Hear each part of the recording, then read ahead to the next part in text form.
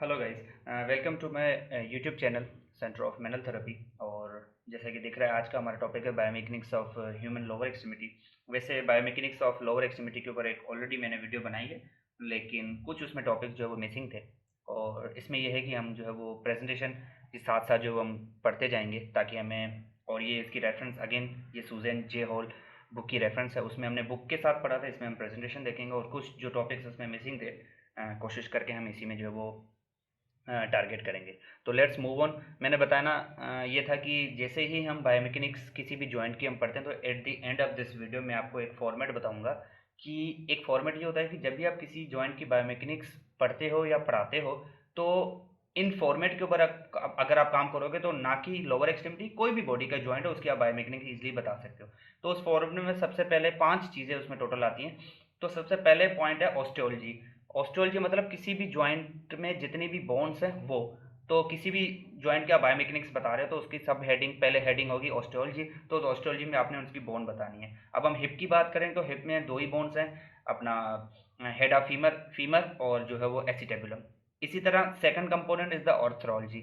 तो ऑर्थोलॉजी जब आप मेंशन करोगे तो ऑर्थोलॉजी मतलब वो कितने जॉइंट्स हैं उसमें। जिस तरह बायोमेकेनिक्स आप अपर एक्सट्रीमिटी की बात करो तो इसमें 5 जॉइंट है, नी की बात करो एक है, हिप एक है, नी में भी 2 जॉइंट है, टिबियोफिमरल पेटिलोफिमरल। इसी के साथ हम कंटिन्यू करेंगे। तो सेकंड कंपोनेंट इज ऑर्थोलॉजी।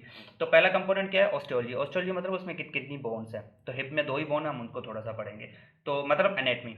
तो हिप जॉइंट जो थोड़ा सा उसको ओवरव्यू दे दे तो one of the largest and most stable joint है। लार्जेस्ट इन सेंस में क्योंकि हिप बोन ही बड़ी है तो इसीलिए वो लार्जेस्ट है। स्टेबल इन सेंस में कि वो उसकी इंट्रिसिनिक और एक्सट्रिसिनिक स्टेबिलिटी अंदर से भी है और बाहर से भी है। बाहर से एसेंस में क्योंकि अपना कह लें कि वेट बेरिंग है, और बाहर से स्टेबिलिटी उसमें शोल्डर जॉइंट में इसीलिए नहीं थी क्योंकि वो वेट बेरिंग नहीं है, वो खुद एक वेट है किसके ऊपर? हिप के ऊपर अल्टीमेटली। तो इसीलिए वो most stable joint hip joint है। और rigid ball and socket joint है, बॉल हेड ऑफ फीमर और सॉकेट जो है एसिटेबुलम। इंटरसिनिक स्टेबिलिटी मतलब अंदर से जो लिगामेंट्स और स्टेबिलिटी प्रोवाइड करते हैं, तो उसको भी हम आगे इसी इसी में ही मेंशन करेंगे। वेल, और ये उसकी मसल्स है। तो दो कंपोनेंट, एक ऑस्टियोलॉजी एक ऑर्थोलॉजी, हम आहिस्ते आहिस्ते चल के बढ़ते हैं। तो ये उसके मसल्स हैं। ये ग्लूटस मैक्सिमस है, पोस्टीरियर कंपार्टमेंट के मसल्स हैं। ये हिप के एक्सटेंशन है पोस्टीरियर कंपार्टमेंट वाले, जिसमें ग्लूटस मैक्सिमम और हैमस्ट्रिंग, हैमस्ट्रिंग के 4 time, bicep femoris long and short है 2, semitendinosus and semimembranosus इसमें नहीं दिख रहा लेकिन है। उसी तरह क्वाड्स फीमोरस हिप के जो एक्सटेंस फ्लेक्सर्स हैं, तो उसमें क्वाड्स फीमोरस में 4 आते हैं, रेक्टस फीमोरस और वास्टस लेटरलिस मीडियलिस एंड इंटरमीडियस। तो ये एंटीरियर कंपार्टमेंट, इन मसल्स को आगे चल के हम पढ़ते हैं। ये इलियक क्रेस्ट है, इसके ऊपर इलियोसोस है जो कि लगता नीचे ही फीमर पे। अब हम ऑस्टियोलॉजी की बात करें तो फीमोरल हेड है। तो फीमोरल हेड जो है वो कॉन्वेक्स है। अगर फीमोरल हेड कॉन्वेक्स है तो उसका जो पार्टनर है, जो जोड़ीदार है, वो कॉन्केव होगा, मीन्स एसिटेबुलम। उसको भी हम पढ़ते हैं। 2/3 ऑफ द स्फेयर है कवर्ड विद द कार्टिलेज है, उसको भी हम साथ साथ देखेंगे। और राइडल ने 1965 में ये सजेस्ट किया था कि ये मोस्ट लोडेड है। मोस्ट लोडेड मतलब सबसे ज़्यादा लोड जो है वो सुपीरियर क्वाड्रेंट के ऊपर है। अब वो कॉन्वेक्स है तो ये एसिटेबुलम जो कॉन्केव है, जैसा कि आपको दिख रहा है। ये आर्टिकुलेटिंग सरफेस है जो कि आर्टिकुलेट करता है। ये एसिटेबुलर फोसा है, ये एसिटेबुलर नोच है, ये लिगामेंटस टीरिस है जो कि डायरेक्टली अटैचमेंट देता है, इसको हम पढ़ेंगे। डायरेक्टली अटैचमेंट देता है हेड ऑफ फीमर को एसिटेबुलम के साथ। और ये इसके कवरअप जो है वो अपना कैप्सूल है। और बाकी भी इसमें लिगामेंट्स हैं जो कि मेजर, वो आगे हम पढ़ेंगे। एसिटेबुलम ये कॉनकेव सरफेस है, कैविटी प्रोवाइड करता है। और ये टिल्टेड है। इसकी जो मोस्ट इंपॉर्टेंट पॉइंट है समझने वाली, वो ये है कि ये आगे की तरफ टिल्टेड है, फॉरवर्ड। और ये क्यों टिल्टेड है उसको हम पढ़ेंगे, आउटवर्ड और downward, just because to provide the maximum mobility. इस यही रीजन है जो सब मूवमेंट जो है इस पे पॉसिबल है। ये भी ट्राई एक्सेल या मल्टी एक्सेल जॉइंट है लाइक शोल्डर। उसका यही रीजन है कि जो हेड ऑफ फीमर है वो पूरा इसमें अटैच नहीं होता, और ये आगे की तरफ इसीलिए ही टिल्टेड है ताकि ये मैक्सिमम से ज़्यादा से ज़्यादा जो है वो जो है वो मोबिलिटी प्रोवाइड कर सके। और ना कि कर सके बल्कि ये खुद भी मूव कर सके। खुद मूव कैसे करता है? जिस तरह पेल्विक टिल्ट है, एंटीरियर टिल्ट है, लेटरल टिल्ट है, पोस्टीरियर टिल्ट है, उसी तरह और फॉरवर्ड और बैकवर्ड रोटेशन है। तो इटसेल्फ ये मूव करने के लिए आगे की तरफ टिल्टेड है। और ये कवर्ड होता है आर्टिकुलर कार्टिलेज के साथ और प्रोवाइड करता है static stability. After that we have ligaments. इन लिगामेंट्स में जो ऊपर वाले 2 लिगामेंट्स है, इलियोफीमोरल और pubofemoral, they provide anterior stability. इनकी हम अटैचमेंट देखेंगे। एक चीज़ का ख्याल रहे, आप किसी भी स्ट्रक्चर की जब तक एनेटमी जैसे ही समझ जाते हो तो उसका फंक्शन उधर से ही दिखता है हमें। तो पहले हम इसकी थ्योरी पढ़ लेते हैं, फिर हम प्रैक्टिकल उसको देखेंगे कि वो डायग्राम में कहाँ पे अटैच है। इलियोफ्यूमोरल एंटीरियर स्टेबिलिटी प्रोवाइड करता है, मतलब एंटीरियर डिस्प्लेसमेंट से बचाता है। आगे अगर कि पीछे से कोई चोट लगती है तो एंटीरियर स्टेबिलिटी ये प्रोवाइड देता है और ये वर्क करता है। लिगामेंट है तो बोन को बोन से अटैच करेगा। तो ये ग्रेटर ट्रोकेंटर से लग के नाम ही बताता है इलियोफीमोरल, इलिया से निकल के फीमर पे अटैच है। तो फीमर का ग्रेटर ट्रोकेंटर और इलिया से निकलता है। उसी तरह pubofemoral it also provide the anterior stability के लिए। तो प्यूबर से निकलता है फीमर के ऊपर। इशियोफीमोरल ईशियर से निकल के फीमर, लेकिन इशियोफीमोरल पोस्टीरियर स्टेबिलिटी के लिए। और लिगामेंटस टीरियस जो कि अभी हमने देखा ये वाला, it provide direct attachment to the head of femur. Acetabulum को डायरेक्ट हेड ऑफ फीमर को अटैचमेंट देता है एसिटेबुलम के साथ। बर्सा, बर्सा जो है वो एक सेक लाइक स्ट्रक्चर है, कह लें कि एक जो थैली वगैरह होती है उसकी structure fill of the fluid, वो फ्लूट के साथ मादे, जेलिश नुमा मादे के साथ भरी हुई होती है। तो वो वर्क करती है as shock absorption. Just like एक प्लास्टिक अगर बैग है उसमें हम जेलिश नुमा कोई मादा रखते हैं तो उसको अगर हम ऊपर से देंगे तो वो वर्क करेगी as a spring, as a shock absorption. तो इसमें जो हिप में जो बरसात है उसके ऊपर हम दो ही मेन बरसात है, इलियोसोस नाम ही बताता है। एक तो ये इलियोसोस मसल और दूसरा ये किसी न किसी के बीच में जरूर होते हैं ताकि वो रगड़ खाने से या फ्रिक्शन से बचाएं। तो इलियोसोस और आर्टिकुलर कैप्सूल के जो दरमियान होता है, जैसे कि यहाँ पे आपको दिख रहा है। और दूसरा डीप ट्रोकेंटर, तो एक ग्रेटर ट्रोकेंटर और ग्लूटस मैक्सिमस के दरमियान। तो ये दो ही मेजर बरसास हैं, ग्रेटर ट्रोकेंटर और ग्लूटस मैक्सिमस के दरमियान होता है, जैसे कि यहाँ पे दिख रहा है। ये ऊपर से ग्लूटस मैक्सिमस है, ये ग्रेटर ट्रोकेंटर है, इनके दरमियान में ये बरसा है, इसी का नाम डीप ट्रोकेंटर बरसा है। आफ्टर दैट ये जो हमने चार लिगामेंट्स अभी हम पढ़े उनकी अटैचमेंट टीरिस मेजर हमने देख लिया, सॉरी टीरिस मेजर नहीं, और लिगामेंटस टीरिस। अब हम देखते हैं इलियोफीमोरल। इसको वाई लिगामेंट इसीलिए कहा जाता है, इसकी आप शेक करें तो इसके दो कह लें कि विंग्स हैं, दो हेड हैं। ये यहाँ से निकलता है इलियम से और ये फीमर पे आके अटैच हो रहा है और ये एंटीरियर। अब ये फीमर को एंटीरियर डिस्प्लेसमेंट से बचाएगा, या अगर कह लें कि फीमर रिस्ट्रेंट होती है या पीछे से कोई चोट लगती होती है, एंटीरियर स्टेबिलिटी प्रोवाइड, क्योंकि आगे की तरफ लगे हुए हैं। उसी तरह इशियोफीमोरल ये चेक करें, प्यूबोफीमोरल, ये प्यूबर से निकला और फीमर पे अटैच हुआ ग्रीन कलर का। और इसके साथ साथ इशियोफीमोरल पोस्टीरियर स्टेबिलिटी देता है, ये देखें पोस्टीरियर जा रहा है। इसीलिए इनकी सबसे जो मज़े वाली बात या कह लें कि जो समझने वाली पॉइंट होती है वो ये होती है कि मैंने जिस तरह बायोमेकेनिक्स ऑफ अपर एक्सट्रीमिटी में बताया था कि जैसे ही मसल्स हैं, स्पेशली वहाँ पे रोटेटर कम मसल्स हैं, तो जैसे ही मसल्स या लिगामेंट के ऊपर टेंशन आती है ना, या स्टिमुलस आती है या उसके ऊपर लोड आता है, तो सबसे पहला वो काम ये करते हैं, प्राइमरी फंक्शन ये करते हैं कि जिस स्ट्रक्चर पे वो अटैच है वो उसको जिस स्ट्रक्चर के ऊपर अटैच है वो उस बोन को उस केविटी में लाके फिक्स कर देते हैं, स्टेबलाइज कर देते हैं। तो यहाँ पे ये लिखा हुआ है कि tension in these ligament, tension तब आएगी जब ये वर्क करेंगे। मिसाल के तौर पे इनका वर्क हिप के ऊपर, तो हम जैसे सिटिंग से स्टैंडिंग पोजीशन में आएंगे तो इनका काम तो शुरू हो गया। तो जैसे इनके ऊपर टेंशन आती है, मैसेज आता है, स्टिमुलस आती है, they work as a twist, they act as a twist, ये स्प्रिंग की तरह काम करते हैं। और सबसे पहला काम करते हैं हेड ऑफ फीमर को जो है वो एसिटेबुलम में फिक्स कर देते हैं ड्यूरिंग हिप एक्सटेंशन। कोई भी मूवमेंट हो, जैसे इसके ऊपर स्टिमुलस है, ये हेड ऑफ फीमर को एसिटेबुलम में फिक्स कर देंगे, they work as a stabilizer, तो दे एक्ट एज अ स्टिट। तो ये इनका मेजर काम होता है और इसी के थ्रू ये स्टेबिलिटी प्रोवाइड करते हैं। तभी कहते हैं लिगामेंट्स और बरसा स्टेबिलिटी देते हैं, वो इन केस में स्टेबिलिटी देते हैं ताकि वो आगे चल के ज़्यादा कह लें कि इमोबाइल ना हो जाए। ये एनेटमी है, मैंने हिप की जो है वो side determination of hip bone के नाम से वीडियो भी डाली हुई है, आप उसमें भी देख सकते हैं। ये सैक्रम है, ये सैक्रोइलियक जॉइंट है, ये इलियक क्रेस्ट है, ये एंटीरियर सुपीरियर इलियक स्पाइन है, ये पोस्टीरियर सुपीरियर है, ये इलियक क्रेस्ट है, ये एंटीरियर इंफीरियर इलियक स्पाइन, ये ग्रेटर शॉर्टिक नॉच, लेसर शॉर्टिक नॉच, और यही लिगामेंट्स हैं। इंटरट्रोकेंटिक लाइन मतलब ग्रेटर और लेसर ट्रोकेंटिक के दरमियान जो लाइन होती है, ये प्यूबियोफेमोरल लिगामेंट है जो भी अभी मैंने मेंशन किया है। अपना ये इस्चियोफीमोरल, ये पोस्टीरियर स्टेबिलिटी देता है, इलियोफीमोरल, प्यूबियोफीमोरल, ये इसके वाई शेप स्ट्रक्चर है, और ये दोनों एंटीरियर स्टेबिलिटी देते हैं, ये पोस्टीरियर स्टेबिलिटी देता है। ये उन्हीं लिगामेंट्स की शक्ल है, यहाँ पे भी हम क्लियरली देख सकते हैं, ये इलियोफीमोरल है वाई शेप और यही प्यूबियोफीमोरल। अच्छा, यहाँ पे एक ये ग्रेटर शॉर्टिक, लेसर शॉर्टिक, यहाँ पे दो लिगामेंट मेंशन है, सैक्रोस्पाइनस एंड सैक्रोट्यूबरस। मेरी जो प्रीवियस वीडियो थी अपना side determination of hip bone के ऊपर, उस पर मैंने इन दो लिगामेंट्स का मेंशन किया था, लेकिन मैंने शक्ल नहीं दिखाई थी। तो यहाँ पे अगर डायग्राम में मेंशन करूँ, ये ग्रेटर शार्टिक नोच है, ये लेसर शार्टिक नोच है। शार्टिक नोच है तो यहाँ से शार्टिक स्ट्रक्चर पास होगी वेल। ग्रेटर शार्टिक और लेसर शार्टिक नोच को, ये इलियम की स्पाइन है, इशियल स्पाइन है।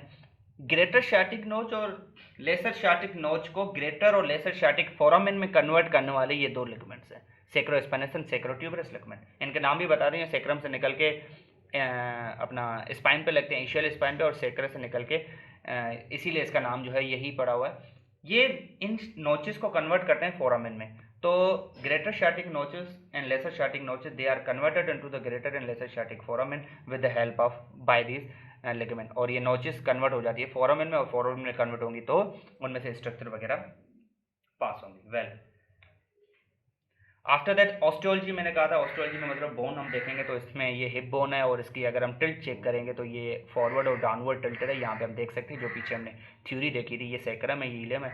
ये ऊपर वाला सेक्रम को मिला के अपर पेल्विस है, लोअर पेल्विस है, अगेन ये उसके एनाटमी में आ गया, और हेड ऑफ फीमर है। तो ये उसकी ऑस्टियोलॉजी है, सिस्मेम बोन और पेल्विक गिर्डल दोनों इलियम को मिला के, जिसको हम इलिया कहते हैं, और एक जो है सेक्रस, दोनों इलियम और सेक्रम मिला के ये पेल्विक गिर्डल कहलाता है। ये अपर पेल्विस है, लोअर पेल्विस है, अपर को फॉल्स पेल्विस, लोअर को ट्रू पेल्विस कहते हैं। अब उसकी ऑस्टियोलॉजी होगी। ऑर्थोलॉजी एक ही जॉइंट है उसमें, हिप जॉइंट, जो एसिटेबुलम और फीमर से बनता है। अब हम उसकी तीसरा उसका कंपोनेंट है क्लोज पैक पोजीशन और ओपन पैक पोजीशन, जो कि हम मेंशन करेंगे। चौथा कंपोनेंट है उसका मूवमेंट एंड मसल, कौन सी मूवमेंट कौन से मसल कराते हैं। तो सबसे पहले हम आ जाते हैं flexion. Flexion anterior compartment of thigh वाले मसल्स कराते हैं, जिसमें सार्टोरियस मेजर जो है, इलियोसोस है, इलियाकस और सोस मेजर। सोस मेजर और सोस माइनर दो मसल्स होते हैं, और इलियाकस एक मसल है। सोस मेजर ट्रंक से आता है, ऊपर के लंबर वर्टिब्रा से आता है। इलियाकस फोसा से आता है, लेकिन दोनों आपस में मिलकर एक मसल बनाते हैं जिसका नाम है इलियोसोस, जो कि प्राइमरी हिप फ्लेक्सर या प्राइम मूवर है। और ये प्राइमरी है और ये secondary, assisted by pectineus, sartorius, rectus femoris, tensor fascia lata. तो जितने भी इंटीरियर कंपार्टमेंट के मसल्स हैं ना, जैसे कि आपको यहाँ पे दिख रहा है, ये सोस मेजर है, इसके साथ सोस माइनर मिलके ये इलियाकस मसल, दोनों मिलके इलियोसोस एक टेंडन बनाते हैं जो कि फीमर पे अटैच होता है, और ये प्राइमरी हिप फ्लेक्सर है। और बाकी सेकेंडरी है, सार्टोरियस, पेक्टिनस, ये सारे इंटीरियर कंपार्टमेंट के। आफ्टर दैट ये रेक्टस फीमोरस के ऊपर एक जो लिखी हुई है कि सार्टोरियस और रेक्टस फीमोरस जो है टू जॉइंट मसल है, और ये एक्टिव और पैसिव इनसफिशिएंसी को बयां करता है, लेकिन वो उसके ऊपर मैंने अलग से एक वीडियो बनाई हुई है। रेक्टस फीमोरस के बारे में यहाँ पे ये लिखा हुआ है कि रेक्टस फीमोरस हिप पे नी पे भी काम करता है, और हिप पे भी फ्लेक्शन कराता है, नी पे भी एक्सटेंशन कराता है। लेकिन ये कह रहा है कि हिप पे ये फ्लेक्शन तभी स्ट्रॉन्ग कराएगा जब नी ऑलरेडी फ्लेक्स होगा। मतलब जब आपका नी आपका फ्लेक्स है और आपकी हिप की फ्लेक्शन करते हैं तो रेक्टस फीमोरस मोर इफेक्टिवली वर्क करता है। Second movement is the extension. Extension is the backward, जब आप टांग को पीछे की तरफ लेके जाते हो। रिवर्स ऑफ फ्लेक्शन जो है वो नी हिप एक्सटेंशन है, जिसमें मेजर दो ही मसल्स, ग्रुप ऑफ मसल्स हैं, ग्लूटस मैक्सिमस सिंगल और हैमस्ट्रिंग। हैमस्ट्रिंग के चार मसल्स हैं, बाइसेप फीमोरस दो, एक सेमीटेंडनोसिस एक semimembranosus, they are the hip extension. ये ग्लूटस मैक्सिमस है, और ये हैमस्ट्रिंग ग्रुप है। बाइसेप फीमोरस के दो हेड हैं, शॉर्ट एंड लॉन्ग, सेमीटेंडनोसिस और ये छोटा वाला semimembranosus. Collectively they are called hamstring. और गैस्ट्रोक्नीमस ये लोअर लेग के मसल्स हैं। Movements of abduction. Abduction is mainly done by the hip gluteus medius or assisted by the gluteus minimus.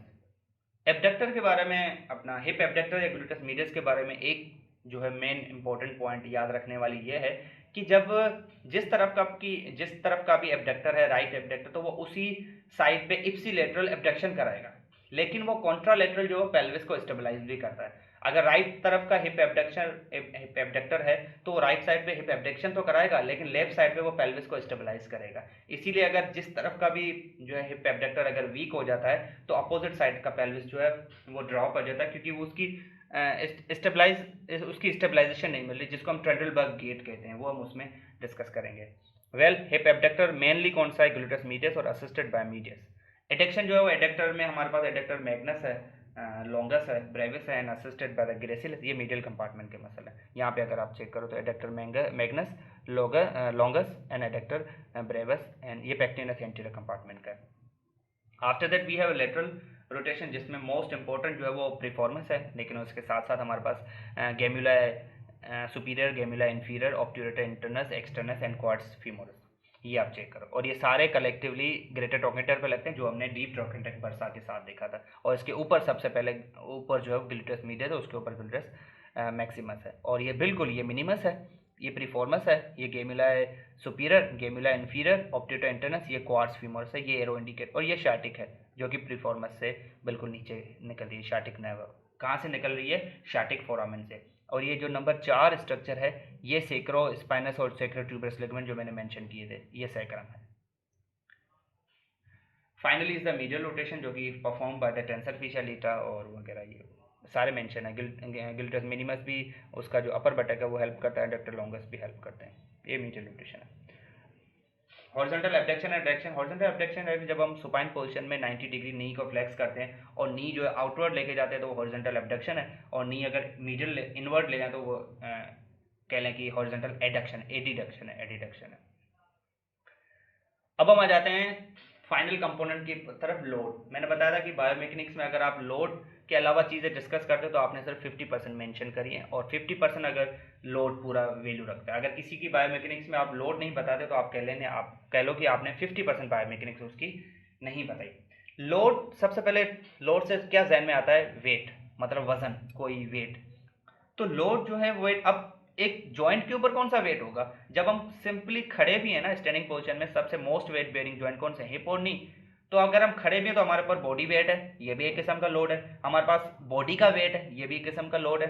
Gravity है, muscles के ऊपर tension है, tension is also force, and ligaments के ऊपर भी टेंशन है। तो ये मिल मिला के जो है वो लोड्स बनाते हैं। तो हम पढ़ने का और पढ़ाने का मकसद सिर्फ ये होता है कि हमें पता होना चाहिए कि डिफरेंट पोजीशन में डिफरेंट लोड्स एक्ट करते हैं। लेट सपोज अगर हम लेटे हुए हैं तो हमारे पास ग्रेविटी एक कर तो रहा है, लेकिन हमारे पास, या अगर हम सिर्फ लेटे हुए हैं तो हमारे पास टोन जो है, जो कि पार्शियल स्टेट ऑफ कॉन्ट्रैक्शन है, वो कम है। लेकिन जब हम खड़े हैं तो हमारे ऊपर लोड बढ़ जाते हैं। कौन सा बढ़ गया? ग्रेविटी। और तो वैसे भी है, लेकिन हमने हमारे हिप के ऊपर अपर बॉडी का वेट आ गया, हमारे पास बाजू है, स्कल है, पूरी स्पाइन है, तो अपर जितने भी मस्कुलो स्केलेटल सिस्टम है उसका वेट आ गया।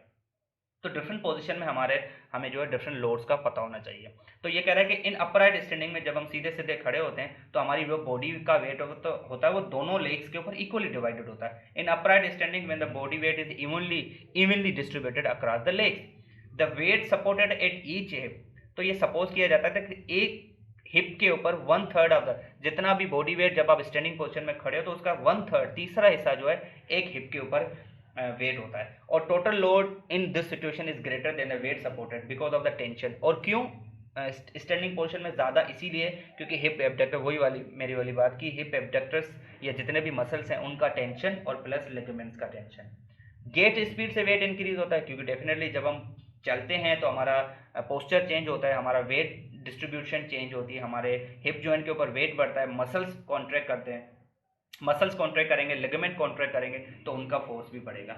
लोड इंक्रीज होगा तो कॉन्ट्रैक्ट एरिया इंक्रीज होगा। Major forces on hip abduction during the stance phase, during the static stance, जब हम खड़े होते हैं तो कौन से हैं? Weight, segments above the hip से मुराद की जो भी मस्कुलोस्केलेटल बॉडी है अबव, जिसमें बाजू, स्कल, स्पाइन, पूरी मसल्स वगैरह सारे उनका, और tension in the hip abductor मतलब tension in the all the muscles of the hip and the joint reaction forces. ये डिफरेंट पोजीशन के साथ साथ जो है वो डिफरेंट वेट की डिस्ट्रीब्यूशन बताई हुई है, जैसे 238% of the body weight during the support phase, जब हम किसी सपोर्ट खड़े होते हैं तो इतना वेट होता है। 251% इन क्लाइंबिंग, जब हम सीढ़ियाँ चढ़ते हैं, एक चीज़ का याद है, सीढ़ियाँ चढ़ने से ज़्यादा जो वेट होता है वो सीढ़ियाँ उतरने में होता है। तो जब हम सीढ़ियाँ चढ़ते हैं तो हम सबसे ज़्यादा वेट अप्लाई, क्योंकि because we are going to the anti gravity. तो 251 तक भी ये क्लाइंबिंग जब हम चढ़ते हैं, हिल क्लाइंबिंग या स्टेयर्स क्लाइंबिंग वगैरह। And 260% in descending. Descending is more harder because उसमें बैलेंस ज़्यादा दरकार होता है। जब हम चढ़ते हैं तो ठीक है, लेकिन जब हम उतरते हैं तो हमने बैलेंस का खास ख्याल रखना था, इसीलिए वो 260 डिग्री तक चला जाता है। एंड फाइनली 4.2 से लेके 8.6 time weight bearing in the side diving. Side diving जब हम करते हैं तो क्योंकि वो हमारी रोज़ की प्रैक्टिस में नहीं होती तो it requires more balance and more stability, तो वो अप टू 4.2 से लेके 8.6 टाइम जो है वो बॉडी वेट से ज़्यादा बढ़ जाता है in side diving. So these all are the loads and this is all about the biomechanics of hip. तो ये जो फॉर्मेट है ये चीज़ आप बिल्कुल रट लें, और इसमें 5 चीज़ें आती हैं। सबसे पहले ऑस्टियोलॉजी, ऑस्टियोलॉजी इंडिकेट करता है बोन्स। ये format, this format is applicable for all when ever you describe the biomechanics of any joint, चाहे वो स्पाइन का जॉइंट हो, अपर एक्सट्रीमिटी का हो या लोअर एक्सट्रीमिटी का हो। आपने इस फॉर्मेट को फॉलो करना है और hopefully you can describe the biomechanics and what are the content of the that format में 5 चीज़ें आती हैं। नंबर 1 ऑस्टियोलॉजी, ऑस्टियोलॉजी मतलब बोन्स ऑफ दैट जॉइंट, मतलब वो आपकी बोन्स पूछ रहा है उस जॉइंट की। ऑर्थोलॉजी मतलब वो जॉइंट्स पूछ रहा है उस जॉइंट के। मसल एंड मूवमेंट मतलब वो मसल्स पूछ रहा है और मूवमेंट पूछ रहा है कि कौन से मसल कौन से कॉज कर, मतलब प्राइमरी एंड सेकेंडरी। और close pain, open back position आपने उनकी बतानी है। और finally is the load. Thank you so much. Now we will move on the biomechanics of knee joint. Let's continue biomechanics of lower extremity के बाद, hip joint के बाद हम जो है वो नी बायोमेकेनिक्स के ऊपर आते हैं। तो नी बायोमेकेनिक्स के ऊपर डेफिनेटली अब जिस तरह मैंने बायोमेकेनिक्स का फॉर्मेट बता दिया कि सबसे पहले हम ऑस्टियोलॉजी को जिक्र करते हैं, फिर उसके बाद जो है हम ऑर्थोलॉजी, उसके बाद मसल मूवमेंट एंड लोड्स वगैरह फाइनली। तो इसी तरह उसके साथ साथ हम इसी पैटर्न को जो फॉलो करेंगे। ये पैटर्न जो है 5 कंपोनेंट्स आ जाते हैं, osteology, arthrology, movement and muscle, मतलब कौन सी मूवमेंट्स उस जॉइंट पे होती हैं, कौन से मसल्स, फाइनली उसकी क्लोज बैक पोजीशन चौथा सेगमेंट, और लास्टली इज द लोड। अगर ये 5 सेगमेंट आप किसी भी जॉइंट की बायोमैकेनिक्स में बताते हैं तो ऑलमोस्ट आपने 80 to 90 या कह लें कि 100% बायोमैकेनिक्स उसकी बता देते हैं, ठीक है। तो नी बायोमैकेनिक्स पे सबसे पहले हम ऑस्टियोलॉजी को अगर हम फॉलो करेंगे तो ऑस्टियोलॉजी में हम बोन्स देखेंगे, उसकी एनाटमी देखेंगे। बोन्स हमें पता है कि नी जॉइंट में 3 बोन्स, फिब्यूला इतनी काउंट नहीं होती, लेकिन मेजर जो है head lower part of the femur, patella and the tibia, और फिब्यूला भी समहाउ आ जाती है, लेकिन वैसे वो नी में काउंट नहीं होती। और ऑर्थोलॉजी में उसमें देखें तो उसमें 2 जॉइंट्स मेजर आ जाते हैं, उसको भी हम मेंशन करेंगे। तो ये मॉडिफाइड हिंज जॉइंट है। हिंज जॉइंट है तो मतलब ये यूनिएक्सल जॉइंट है। यूनिएक्सल जॉइंट है तो इसमें सिर्फ 2 मूवमेंट होते हैं, तो नी पे flexion and extension only possible है। मॉडिफाइड इस सेंस में कि ये वाहिद जॉइंट है जिसमें पटेला भी जो है वो आ जाती है, वरना दूसरे जॉइंट में 2 बोन्स होते हैं, लेकिन इस जॉइंट में जो है वो 3 है, इसीलिए इसको मॉडिफाइड हिंज जॉइंट कहा जाता है। और फॉर्म बाय द टिबियोफेमोरल एंड पैटेलोफेमोरल, तो ये इसकी आर्थरोलॉजी है, टिबियोफेमोरल एंड पैटेलोफेमोरल। जिस तरह हिप में 2 ही जॉइंट थे, एक ही जॉइंट था, यहाँ पे 2 जॉइंट है, इसीलिए ये जो है वो कह लें कि मॉडिफाइड हिंज जो है। तो इसकी आर्थरोलॉजी में टिबियोफेमोरल, टिबिया और फीमर, इसको हम पढ़ेंगे टिबिया और फीमर के बीच में, पैटेलोफेमोरल पटेला और फीमर के बीच में। तो व्हाट इज द टिबियोफेमोरल? टिबियोफेमोरल डायकॉन्ड्रोलाइट आर्टिकुलेशन है। डायकॉन्ड्रोलाइट मतलब दोनों में 2-2 कंडाइल्स हैं, इसीलिए डायकॉन्ड्रोलाइट, और ये इसकी क्लासिफिकेशन है जॉइंट की। Articulation between the medial and lateral condyles of the tibia and femur comprising the main hinge joint, और ये मेन हिंज जॉइंट है नी का। जिस तरह शोल्डर में 5 जॉइंट है, लेकिन मेन जो ग्लिनोह्यूमरल जॉइंट होता है, उसी तरह नी में 2 जॉइंट है, टिबियोफेमोरल एंड पैटेलोफेमोरल, लेकिन पैटेलोफेमोरल इतना नहीं होता जितना tibiofemoral. Main hinge knee joint कह लो कि, या main hinge joint consider to be the knee joint, main knee joint यही जॉइंट है। उसके बाद ऑस्टियोलॉजी, ऑर्थोलॉजी के बाद हमने कहा था कि मसल मूवमेंट हम बाद में देखने लेंगे, उससे पहले close back position, open back position. तो कंडाइल्स ऑफ द टिबिया, जिसका नाम टिबियल प्लेटो उन्होंने नाम दिया। स्क्रू मैकेनिज्म, लॉकिंग मैकेनिज्म, बहुत ही इंटरेस्टिंग और बहुत ही अच्छा टॉपिक है क्लिनिकल एंड अंडरस्टैंडिंग पर्पस के हवाले से। जब तक हमें उसकी एनाटमी नहीं पता होती, हमें ये नहीं पता चलता, तो उसके लॉकिंग मैकेनिज्म के ऊपर हम अलग से वीडियो बनाएंगे। फिलहाल हम बायोमैकेनिक्स के ऊपर आ जाते हैं। तो तीसरा सेगमेंट है open and close back position. तो इसकी क्लोज बैक पोजीशन क्या है कि फुल एक्सटेंशन। मैंने बताया था कि क्लोज बैक पोजीशन के ऊपर मैंने वीडियो भी बनाई थी। क्लोज बैक पोजीशन वो पोजीशन होती है जिसमें जो है वो बिल्कुल ही आपस में सेगमेंट जॉइंट सर्फेसेस क्लोज्ड होते हैं। तो इसकी जो फुल एक्सटेंशन, आप फुल एक्सटेंशन जब करोगे उसके बाद मूवमेंट पॉसिबल नहीं होगी, तो नी जॉइंट की वो क्लोज बैक पोजीशन। और उसके अलावा क्लोज बैक पोजीशन से हटा के आप कोई भी पोजीशन कर लो जिसमें 25 डिग्री, यहाँ पे फ्लेक्शन मेंशन नहीं है, 25 डिग्री ऑफ फ्लेक्शन, तो वो उसकी ओपन बैक या लूज बैक पोजीशन है, ठीक है। तो 3 सेगमेंट हो गए। अब थोड़ा सा हम उसकी एनाटमी देख लेते हैं। तो मीडियल एंड लेटरल कंडाइल्स, ये फीमर की बात हो रही है, फीमर की मीडियल एंड लेटरल कंडाइल है जो कि कॉन्वेक्स है। ये आप चेक करेंगे तो मीडियल एंड लेटरल इसके कंडाइल है, और ये मीडियल है, टिबिया मीडियल होती है, और ये लेटरल है, ये इसके फीमेल कंडाइल है। अगर ये कॉन्वेक्स है तो वो डेफिनेटली क्या होंगे, टिबिया वाले कंडाइल्स कौन से होंगे, ये फीमर के कंडाइल, टिबिया वाले कॉनकेव होंगे। Medial is the larger than the lateral, आपको दिख भी रहा होगा कि medial is the more larger than the lateral one. After the tibia, अगर वो कॉन्वेक्स हैं तो टिबिया वाले जो कंडाइल है ये कॉनकेव हैं, ये आप चेक कर सकते हैं, ठीक है, ये कॉनकेव है। Medial tibial condyle they are the concave in shape, the lateral tibial condyle flat और कॉन्वेक्स, ये और मीडियल जो है वो 50% लार्जर है। डेफिनेटली मीडियल अगर फीमर का कंडाइल बड़ा है तो उसका जो कॉनकेव उसकी कैविटी होगी वो डेफिनेटली ज़्यादा बड़ी होगी as compare to the lateral one. Structure of knee में ये दोनों जॉइंट यहाँ पे मेंशन है, टिबियो फीमोरल और पटेलो फीमोरल, पटेला का फीमर के साथ और टिबिया का फीमर के साथ, इसको हम आगे चल के मेंशन करते हैं। ये मेनिस्काइज हैं, menisci they work as a shock absorption, और दो डेफिनेटली 2 प्लेट हुए हैं, तो यहाँ पे मेनिस्कस भी 2 होंगे, मीडियल एंड लेटरल। जो मीडियल मेनिस्काई है वो डायरेक्टली अटैच होता है मीडियल कोलेटरल लिगामेंट्स के साथ, हालांकि जो लेटरल मेनिस्कस है वो अटैच नहीं होता लेटरल कोलेटरल। और उसके बाद इसमें पोस्टीरियर और इंटीरियर क्रूशियल लिगामेंट, इसको भी हम आगे चल के मेंशन करते हैं, ये डेफिनेटली स्टेबिलिटी में।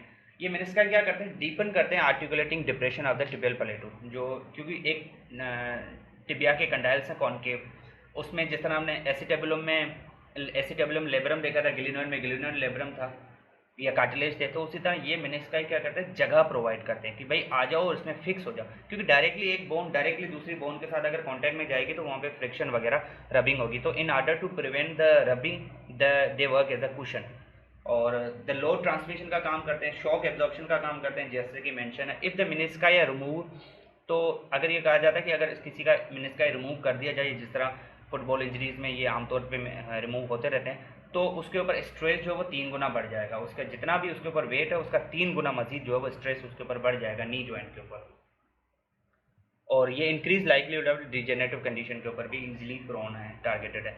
ये उसकी अगेन नी जॉइंट की जो एनेटमी के बारे में, ये पटीला है, फीमर है, टिबिया है, और ये मेनिस्काई मेंशन आर्टिकल, ये मीडियल कोलेटरल लिगामेंट है, ये लेटरल कोलेटरल लिगामेंट है। मीडियल मेनिस्कस जो वो ये आप चेक करेंगे इसके साथ अटैच है, लेटरल जो मेनिस्कस है वो अटैच नहीं है। और एसीएल और पीसीएल एंटीरियर लेटरल क्रूशियड और पोस्टीरियर क्रूशियड को हम आगे मेंशन करते हैं। ये हम ज़्यादा मीडियल और लेटरल जो स्टेबलाइजर हैं तो डेफिनेटली वो लिगामेंट्स हैं। तो most important static stabilizer and dynamic stabilizer. Tensile strength मतलब जो टेंशन से स्ट्रेंथ मिलती है related to the composition. Lateral side अगर हम देखेंगे तो LCL lateral collateral ligament, they are the primary varus restraint, मतलब जो वेरस और वेल्गस दो फोर्स होते हैं इसको मेंशन करेंगे, वो उससे बचाने के लिए। और देर जो लेग्स मतलब रिलैक्स इन फ्लेक्शन, जब हम फ्लेक्शन करते हैं तो जो लेटरल कोलेटरल लिगामेंट है वो रिलैक्स होता है। लेटरल कोलेटरल लिगामेंट ड्यूरिंग नी फ्लेक्शन रिलैक्स होता है। और इसका रिवर्स कर लो तो जो एमसीएल आगे पढ़ेंगे वो और एक्सटेंशन में रिलैक्स होगा।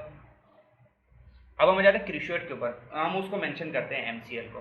क्रूशियल लिगामेंट जो है वो एंटीरियर क्रूशियल लिगामेंट, ये नाम ही बताता है। सबसे पहले मैं इसका थोड़ा सा मेंशन करता चलूँ कि ये नाम क्यों पड़े हैं। ये अकॉर्डिंग टू इसकी origin, according to its origin, जो एंटीरियर क्रूशियल लिगामेंट है, एंटीरियर मतलब आगे, तो वो टिबिया के आगे वाले पार्ट से निकलता है, लगता जहां भी हो, लेकिन इसकी ओरिजिन के बिहाफ इसका नाम पड़ा है। क्रूशियल मतलब ये क्रॉस करता है, क्रिस क्रॉस करता है, इसीलिए इसका नाम क्रूशियल है। लिगामेंट इसीलिए क्योंकि लिगामेंट है। The primary static restraint to anterior displacement, जो एंटीरियर क्रूशियल लिगामेंट है वो एंटीरियर डिस्प्लेसमेंट से बचाता है, लेकिन keep in mind anterior cruciate ligament anterior displacement से बचाता है, पोस्टीरियर जो है पोस्टीरियर डिस्प्लेसमेंट से। लेकिन टिबिया की बात हो रही है, जब फीमर की बात हो रही है तो फीमर को ये पोस्टीरियर डिस्प्लेसमेंट से बचाएगा। ये मैं इसको आगे चल के डायग्राम में एक्सप्लेन करता हूँ। पीसीएल जो है वो posterior cruciate ligament, this is the posterior, ये primary restraint to posterior displacement, ठीक है। और ये रिलैक्स एंड एक्सटेंशन, ये इसको मैं आगे चल के डायग्राम में एक्सप्लेन करता हूँ। अब इधर देखें, जो पोस्टीरियर एंटीरियर की पिक्चर होगी इसमें हम मेंशन करते हैं। अब देखें ये टिबिया है, और ये अब टिबिया के जो एसीएल है वो एंटीरियर कंपार्टमेंट से निकल रहा है। इसको आप कह लें कि एक किस्म का समझने की ज़रूरत है। तो जो एसीएल का नाम पड़ा है एंटीरियर क्रूशियल लिगामेंट, ये टिबिया के एंटीरियर पार्ट से निकलकर फीमर के पोस्टीरियर पार्ट पे, फीमर के पीछे लगता है। अब फीमर के पीछे लगता है, उससे इसका ताल्लुक नहीं है, लेकिन ये निकल कहाँ से रहा है, टिबिया से, इसीलिए इसका नाम एंटीरियर क्रूशियल लिगामेंट। उसके साथ साथ पीसीएल चेक करें तो वो बिल्कुल टिबिया के पीछे वाले पार्ट से, ये एरो इंडिकेट कर रही है, ये एरो इंडिकेट करिए, यहाँ पे पीछे वाले पार्ट से निकलता है पोस्टीरियर क्रूशियल लिगामेंट, इसीलिए इसका नाम पोस्टीरियर क्रूशियल। और क्रूशियल इसीलिए क्योंकि ये एसीएल यहाँ से निकला यहाँ पे गया, मतलब इसका क्रॉस कुछ यूं बना, ये वाला क्रॉस बना, यहाँ से निकला यहाँ गया, और जो पीसीएल है वो अंदर से निकला और यहाँ गया, तो they both are crossing each other, इसीलिए इनका नाम क्रूशियल है। और लिगामेंट इसीलिए because they provide stability and they attach bone to bone. बहरहाल अब आप देखें, जो एंटीरियर क्रूशियल लिगामेंट है वो टिबिया के एंटीरियर पार्ट से निकल रहा है और पोस्टीरियर के पीछे। अब ये टिबिया को आगे आने से रोकेगा, क्लियर है, टिबिया को आगे आने से रोकेगा, और उसके साथ साथ ये फीमर को पीछे जाने से भी रोकेगा। तो इसीलिए इसका नाम एंटीरियर क्रूशियल लिगामेंट है, because it prevent the anterior displacement of tibia on femur and prevent the posterior displacement of femur on tibia. लेकिन ये दोनों कंफ्यूजिंग है, इसीलिए सिर्फ इसका एंटीरियर डिस्प्लेसमेंट मेंशन किया जाता है। उसके साथ साथ पीसीएल को अगर हम देखें तो वो टिबिया के पोस्टीरियर पार्ट से निकलता है, तो ये टिबिया को पीछे जाने से रोकता है। तो it prevents posterior displacement of tibia on femur, और ये लगता कहाँ पे, फीमर के आगे, तो prevent the anterior displacement of femur on tibia, ठीक है। होपफुली ये क्लियर है। इसकी आप एनेटमी अगर आप समझोगे तो अमूमन कहा जाता है कि अगर किसी भी स्ट्रक्चर जो है वो एनेटमी मसल्स या बोन या लिगामेंट जो भी हो, उसकी अगर आपको एनेटमी जो है वो समझ में आ जाती है तो उसका फंक्शन भी आपको वहाँ से समझ में आ जाता है। एक जॉइंट हो गया टिबिया फीमोरल, उसके बाद पटिला फीमोरल है। तो ये नाम ही बताता है आर्टिकुलेशन है पटिला और फीमर के बीच में। पटिला जो है largest sesamoid bone in the body है। पटिला इंप्रूव करती है मैकेनिकल एडवांटेज, डेफिनेटली। अगर पटिला की मूवमेंट जो है अगर आप रोक दो तो नी की मूवमेंट जो है वो रिस्ट्रिक्ट हो जाएगी समहाउ। नी पे तो वैसे दो ही मूवमेंट है, लेकिन वो दोनों भी रिस्ट्रिक्ट हो जाएंगे, और यही रीज़न है जो लॉकिंग और अनलॉकिंग में पटिला की भी इन्वॉल्वमेंट होती है। Patellofemoral joint motion gliding movement इस पे होती है 7 सेंटीमीटर वर्टिकल है सुपीरियर, और ये बस ये आगे पीछे ही मूव होती है और लेटरल ग्लाइड भी करती है और आगे पीछे भी, एंटीरियर पोस्टीरियर भी। अब हम जाते हैं फाइनली लोड के ऊपर। मूवमेंट हमने चेक कर ली मसल्स की, knee extension and knee flexion. Knee extensor are the quads muscle, again वो मसल तो हिप के ही हैं, और क्वाड्स जो क्वाड्स मसल है वो नी के एक्सटेंसर, और फ्लेक्सर जो है हैमस्ट्रिंग है। अगेन दोनों हिप जॉइंट हिप के ही मसल्स हैं जो कि नीचे आके नी पे मूवमेंट कराते हैं, दो ही मूवमेंट्स होती हैं।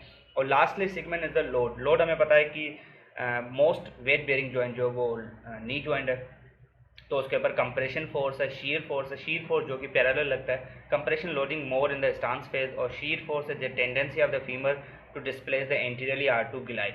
शीर हमेशा जो है वो कह लें कि एक किस्म का परपेंडिकुलर लगता है जब किसी बोन पे जो है, let suppose this is the bone, जब इस बोन पे जो यूं फोर्स लगता है बिल्कुल परपेंडिकुलर, तो वो शीर फोर्स कहलाता है। और अगेन वो जिस तरह ग्लाइडिंग मूवमेंट एक किस्म की हो गई। नी फ्लेक्शन एंगल एक्सीड करती है more than 90 degree, result in larger shear force. जैसे ही नी फ्लेक्शन जो वो 90 से ऊपर बढ़ती है, जिसका बेस्ट मिसाल जब हम झुकते हैं, जब हम अपने स्क्वाइट पोजिशन बनाते हैं ना, स्क्वाइटिंग में जब हम जाते हैं नी के ऊपर, तो नी के ऊपर अगर 90 से ज़्यादा फ्लेक्शन होगी इन स्टैंडिंग पोजीशन में, तो जब हम बैठने की नीचे कोशिश करते हैं तो सबसे ज़्यादा शीर फोर्स 90 के बाद जो है वो लगना शुरू करता है। फुल स्क्वायर तभी जो है full square not recommended for the novice athletes. Forces और the patella of femur joint 1/3 of the body weight compressive force during the normal. जब हम नॉर्मल वॉक करते हैं तो 1/3 degree of the body weight, जितना भी बॉडी वेट होगा उसका तीसरा हिस्सा जो है वो नी के ऊपर आ जाएगा। और 3 time the body weight during the stair climbing. जब हम सीढ़ियाँ चढ़ते हैं तो ये 3 गुना जो है बढ़ जाता है। ऑब्वियसली जब हम सीढ़ियाँ चढ़ते हैं तो सबसे पहले हम घुटना आगे रखते हैं और उसके ऊपर ही पूरी बॉडी के अलावा भी वेट दे रहे होते हैं, तो एक घुटने के ऊपर जो वो 3 गुना तकरीबन वेट ज़्यादा आ जाता है। और इसी के दौरान हाई कंप्रेसिव फोर्स आ जाता है ड्यूरिंग नी फ्लेक्शन। जब हम सीढ़ियाँ चढ़ने के लिए पहले घुटना आगे करते हैं, नी को बैंड करते हैं, उसके ऊपर वेट देते हैं, तो वो 3 गुना और हाई कंप्रेसिव फोर्स है, क्योंकि हम कंप्रेस कर रहे हैं नी जॉइंट को। और स्क्वाटिंग जो है वो हाईली स्ट्रेसफुल है टू द नी कॉम्प्लेक्स। अब हम कॉमन इंजरीज, बस कॉमन इंजरीज जो हम क्लिनिकल कंडीशन में करेंगे। Let's continue with the biomechanics of lower extremity का लास्ट जॉइंट है बायोमेकेनिक्स ऑफ, अब हम पढ़ेंगे एंकल जॉइंट, और इस पे भी हम वही उसी पैटर्न को फॉलो करेंगे। और इसमें लोड्स इसीलिए नहीं होते क्योंकि ये नॉन वेट बेयरिंग जॉइंट है। एक चीज़ का ख्याल है कि एंकल जॉइंट सबसे कम वेट बेयरिंग जॉइंट है, और कह लें कि बिल्कुल ना होने के बराबर है। इसका मेन रोल सिर्फ गेट साइकिल में है, चलने में है, और वेट ट्रांसमिशन में इसका बड़ा रोल है। वैसे मोस्ट वेट बेयरिंग जॉइंट नी और हिप है। अगर मैं लोअर एक्सट्रीमिटी की बात करूँ तो इसमें भी हम सब उसी पैटर्न को फॉलो करेंगे। ऑस्टियोलॉजी में हम देखेंगे इसमें बोन, और एक चीज़ का साथ साथ मैं बताता चलूँ कि बोन्स ऑफ फुट के ऊपर मैंने अलग से एक वीडियो बनाई हुई है, काइंडली आप उधर से उसको थोड़ा सा देख लीजिएगा। इसी तरह हमने बोन्स ऑफ हिप के ऊपर भी बनाई हुई है।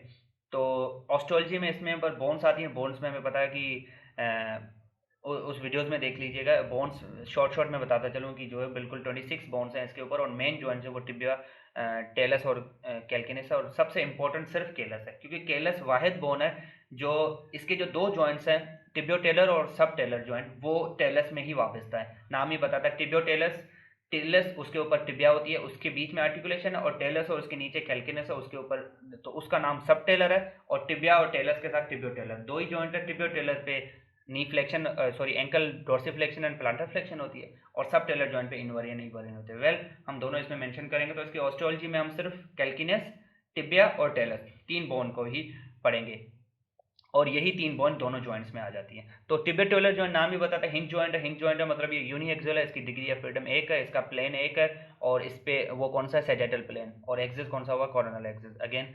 तो इस पे मूवमेंट दो ही पॉसिबल होंगी, ankle dorsiflexion and ankle planter flexion. और ये नाम बताता है टिबियोटेलर, टिबिया और टेलस के बीच में। तो सुपीरियर टेलस पार्ट होता है टेलस का, और टिबिया का इंफीरियर। तो जो टेलस का जो पार्ट है वो कॉन्वेक्स है, और जो टिबिया का पार्ट है वो कॉनकेव है, इसीलिए दोनों, और यही ankle joint, true ankle joint कहलाता है। तो यहाँ पे अगर हम देखेंगे तो ये टिबिया का जो ऊपर वाला सुपीरियर पार्ट है वो कॉन्वेक्स है, उभराऊ जो है वो कॉन्वेक्स है, और टेलस जो है वो कॉनकेव है। सॉरी, टेलस का जो कॉन्वेक्स है और टिबिया का जो है वो कॉनकेव है, इसीलिए ये। और इसी के नीचे ही टेलस के नीचे वाला पार्ट चेक करेंगे, कॉनकेव है और ये कॉन्वेक्स है, इसके साथ आर्टिकुलर, ये सब टेलर जॉइंट बनाते हैं आपस में। सब इसीलिए क्योंकि टेलस के नीचे, इसीलिए इसका इस जॉइंट का नाम है सब टेलस जॉइंट। इसी पे ही इन्वर्जन होती है, जैसे कि यहाँ पे परफॉर्म है। और ये टिबियोटेलर जॉइंट है, ठीक है। मूवमेंट में जैसा कि मैंने बताया इसमें डोर्सिफ्लेक्शन होती है, और इसमें एक निमोनिक है जो कि एट द एंड में बताऊंगा। और डोर्सिफ्लेक्शन कौन कौन से टिबियस एंटीरियर परफॉर्म करते हैं, एक्सटेंसर डिटोर लॉन्गस, ये मेंशन है आप इसमें से। Longus, peroneus tertius and assisted by extensor hallucis longus. और दूसरी प्लांटर फ्लेक्शन है। प्लांटर फ्लेक्शन में काफ के मसल्स जो है वो दोनों, काफ में गैस्ट्रोक्नीमियस और सोलिस, और असिस्टेड सेकेंडरी मसल्स बहुत सारे, tibialis posterior, plantaris itself, peroneus longus, flexor hallucis longer and. अब ऑस्टियोलॉजी ऑर्थोलॉजी मूवमेंट मसल की होगी। ऑर्थोलॉजी हमने देख लिया, दो जॉइंट है इसमें, और दो जॉइंट कौन से हैं, एक है टिबियोटेलर, दूसरा सब टेलर, और ये वही जॉइंट है जिसपे जो है मूवमेंट होती है इनवर्जन और इवन। सब टेलर इसीलिए क्योंकि टेलस को टिबिया से नहीं, टेलस को नीचे वाली स्ट्रक्चर, सब मतलब बिलो, सब मतलब अंडर, तो ये टेलस को नीचे से बनाता है। Anterior and posterior facets of the tibia जो टेलस है वो, sorry not tibia, anterior and posterior facets of the talus articulate करते हैं sustentaculum tali on the superior calcaneus. Sub talus मतलब ये टेलस के नीचे, टेलस के ऊपर कौन सा जॉइंट है, टिबियोटेलर, जो कि टिबिया के साथ बना था, और टेलस के नीचे जो है ये वाला जॉइंट है सब, इसीलिए इसका नाम सब टेलस है। ये देखें, ये टेलस है, ये टेलस के ऊपर टिबिया है, उसका नाम, उस जॉइंट का नाम है टिबियोटेलस, जो वो भी यूनिएक्सल है, जिसपे एंकल डोर्सिफ्लेक्शन और प्लांटर फ्लेक्शन होती है, और ये टेलस के नीचे है, तो इसका नाम है सब टेलर जॉइंट। ठीक है, तो ये समझाने के लिए सब टेलर जॉइंट। इसमें जो एंटीरियर और पोस्टीरियर फेसेट्स होते हैं किसके, टेलस के, वो आर्टिकुलेट करते हैं सुपीरियर कैल्किनस के साथ। टार्सो मेटाटार्सल एंड इंटरमेटाटार्सल जॉइंट, ये टार्सल्स, और हमें पता है कि टार्सल्स 7 बोन होती हैं और मेटाटार्सल 5 होती हैं, तो इन दोनों के दरमियान टार्सो मेटाटार्सल मतलब टार्सल और मेटाटार्सल्स के साथ जितने भी जॉइंट्स, और इंटर मेटाटार्सल मतलब मेटाटार्सल्स का आपस में साथ। मेटाटार्सल जो है वो टार्सल 7 बोन है, मेटाटार्सल 5 बोन है, और मेटाटार्सल्स का आपस में, और मेटाटार्सल का आगे फलेंजेस के साथ। Non axial joint that permit only the gliding movement, इनमें सिर्फ आर्थ्रोकाइनेमेटिक मूवमेंट होती है। Enable the foot to function as a semi rigid unit, ये बेसिकली छोटी छोटी बोन मिलकर एक किस्म का कह लें कि सेमी रिजिड ब्रिज बनाती हैं, एंड मेनली इनका रोल जो है वो आर्चेस में होता है, आर्चेस को भी हम देखेंगे। और फ्लेक्सिबिलिटी इनमें सिर्फ इसी वजह से होती है कि जब हम अनइवन सर्फेसेस पे, अनइवन मतलब ऊपर नीचे सर्फेस, जिस तरह पहाड़ी हिली एरियाज में स्पेशली, या पत्थर कह लें कि जहाँ पे पत्थर वगैरह ऊपर नीचे होते हैं, तो उसमें चलने के लिए जो हमारे आर्चेज है, अगर ये बिल्कुल फ्लैट होंगे तो डेफिनेटली इंसान जो है वो गिर जाएगा। इसीलिए अनइवन इनमें जो फ्लेक्सिबिलिटी है वो just because to face the uneven surfaces specially during the weight bearing. Metatarsophalangeal मतलब मेटाटार्सल और फलेंजेस के बीच, अगेन ये एनाटॉमी में आएगा। प्लांटर आर्चेस, ये पढ़ना बहुत ही कह लें कि एक किस्म का लाजम और बहुत ही है। प्लांट 3 किस्म के आर्चेस होते हैं, हम तीनों यहाँ पे मेंशन करेंगे। एक ट्रांसफर्स आर्च है और 2 जो है लॉन्गिट्यूडनल है, एक मीडियल है, एक लेटरल लॉन्गिट्यूडनल आर्चेस है। और मेनली इनका वर्क यही होता है कि अनइवन सर्फेसेस पे जब हम चलते हैं, और स्पेशली ड्यूरिंग वेट बेयरिंग में 2 हमने गेट साइकिल में देखे थे, फुट फ्लैट और मिड स्टांस फेजेस, सब फेजेस आते हैं, उसमें इनका बड़ा रोल है। तो ये बनते कहाँ से वो हम देखते हैं। मीडियल और लेटरल जो लॉन्गिट्यूडनल आर्चेस होते हैं वो कैल्किनस से लेके मेटाटार्सल और टार्सल बोन से बनते हैं, कैल्किनस से लेके मेटाटार्सल और टार्सल बोन के बीच में। और जो ट्रांसवर्स आर्च है वो formed by the head of the metatarsal bone and the longitudinally by the base of the Meta. इसको हम आगे पिक्चर में देखते हैं। अब आप यहाँ देखें, ये मीडियल लॉन्गिट्यूडनल आर्च है, ये मीडियल फेज है, और ये लेटरल इसका सरफेस है। तो ये मीडियल चेक करो तो इसमें कैल्किनस आ गई, इसमें टेलस का कुछ पार्ट आ गया, नेविकुलर आ गई, और क्यूनिफॉर्म सिर्फ फर्स्ट क्यूनिफॉर्म 3 होते हैं, फर्स्ट सेकंड थर्ड। ये मैंने बताया कि मैंने जो है फुट की बोन्स के ऊपर एक वीडियो बनाई है, उसमें सारा मेंशन है। और ये मेटाटार्सल का भी पार्ट आ गया, लेकिन इसमें फलेंजेस नहीं आती। तो मीडियल लॉन्गिट्यूडनल आर्च में कितनी बोन्स आ गई, कैल्किनस, टेलस, नेविकुलर का पार्ट, फर्स्ट क्यूनिफॉर्म, और प्लस में फर्स्ट मेटाटार्सल ओनली, अगर मैं मीडियल की बात करूँ तो। ठीक है, उसी तरह लेटरल लॉन्गिट्यूडनल आर्च में अगर हम देखेंगे तो कैल्किनस आ गई, टेलस का कुछ पार्ट आ गया, कैल्किनस, टेलस नहीं आती, और क्यूबॉइड है, और मेटाटार्सल, 5th मेटाटार्सल, और फलेंजेस नहीं आती। और जो ट्रांसफर्स आर्च होगा वो यहाँ से लेके वहाँ तक जाएगा। तो ट्रांसफर्स आर्च में ये क्यूनिफॉर्म आ गई, और इसको हम आगे उसकी शक्ल देखते हैं। तो 2 लॉन्गिट्यूडनल आर्च है, मीडियल एंड लेटरल, और एक ट्रांसफर्स, ये ट्रांसफर्स आर्च है। और ये लॉन्गिट्यूडनल कौन सा आर्च है, मीडियल, और उस तरफ होगा लेटरल, ये ट्रांसफर्स आर्च है। तो ट्रांसफर्स आर्च में ये मेटाटार्सल्स आ गई, ये आर्चेस हैं। आर्चेस का मेन रोल मैंने बताया कि वॉकिंग में ही इस तरह करके होता है।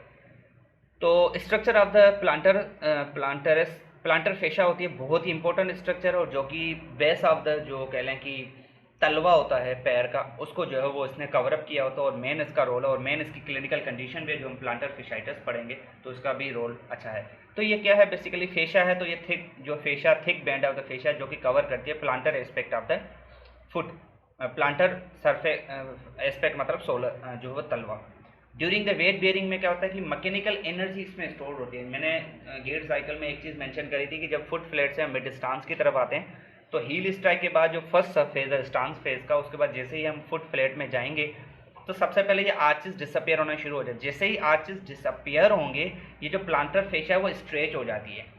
अब देखो ये आर्चेस हैं, अगर मैं यहाँ पे इसमें एक्सप्लेन करने की, ये आर्चेस हैं। जैसे ही हील स्ट्राइक करने के बाद जैसे ही हम फुट फ्लैट में जाते हैं ये आर्चेस डिसअपियर होना शुरू हो जाते हैं, पैर बिल्कुल सीधा हो जाता है, आर्चेस फुट फ्लैट हो जाता है बिल्कुल। जैसे ही ये फुट फ्लैट होता है तो यहाँ पे जो लगी हुई फिशा बिल्कुल स्ट्रेच्ड हो जाती है, और जैसे ही ये स्ट्रेच हो जाती है बिल्कुल स्ट्रेच हो जाएगी तो जैसे ही फुट फ्लैट से हम अगेन डेफिनेटली ये पाउंड स्विंग फेज में जाएगा, ये आगे अप्रोच करेगा हील ऑफ की तरफ।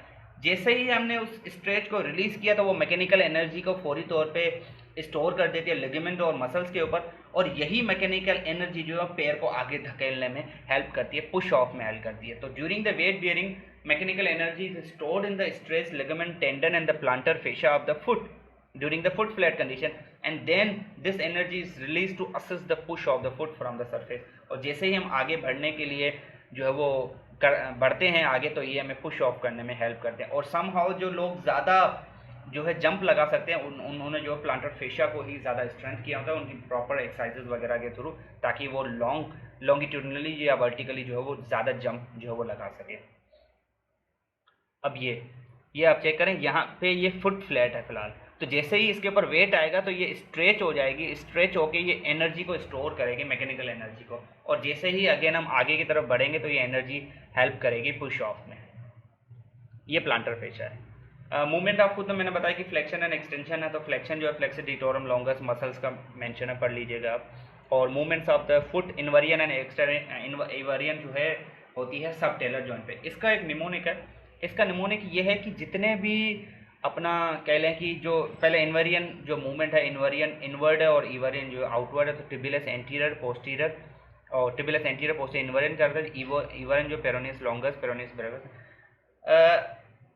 इसका फार्मूला ये है कि जो टिबियलस जितने भी, अब आप चेक करें टिबियलस पोस्टीरियर एंटीरियर और टिबियलस में आई आता है ना, तो इन्वर्जन में भी आई है।